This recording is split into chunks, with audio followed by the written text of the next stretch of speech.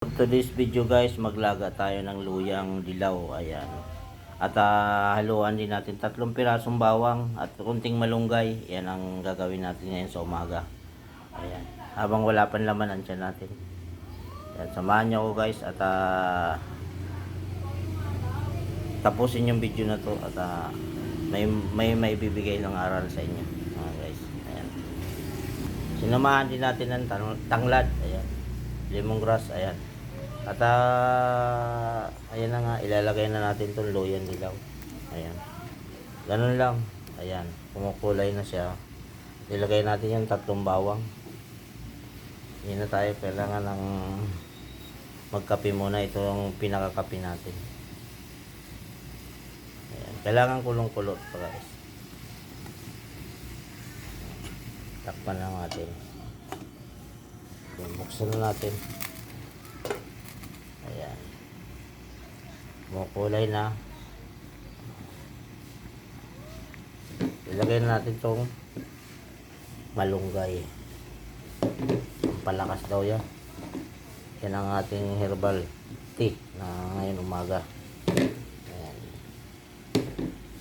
Tubigan nyo lang ng mga 4 na baso o 5 o 3. Ganyan. Pwede na yan. Dami kong luya. Ayan, mura lang ang luya dilaw.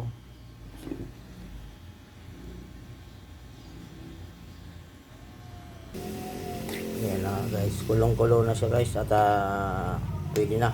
Hanguin na natin. Ilalagay lang natin sa baso. At inumin natin. Pwede rin yung lagyan ng kalamansi o limon. Pwede rin wala. Ayan. Pwedeng inumin yung tira sa hapon uli. At pwede rin sa umaga. Ayan. Ayan. Ilalagay lang natin guys sa baso at paano siya? Kulong-kulo na. Bali 4 na baso yan. Ayan. Siguro magiging 2 baso na lang to. Ilalagay lang natin. Ayan. Kulong-kulo na yan guys. Nagkukulay na yun.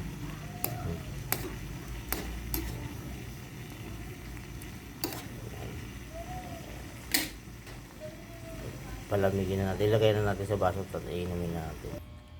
Ayan na guys, sinali na natin sa baso at palamig-lamigin na natin konti. Ayan.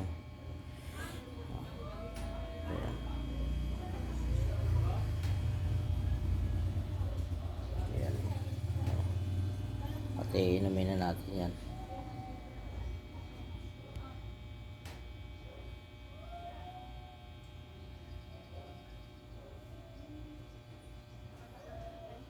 Nilagay rin natin yung bawang para mababa habang iniinom.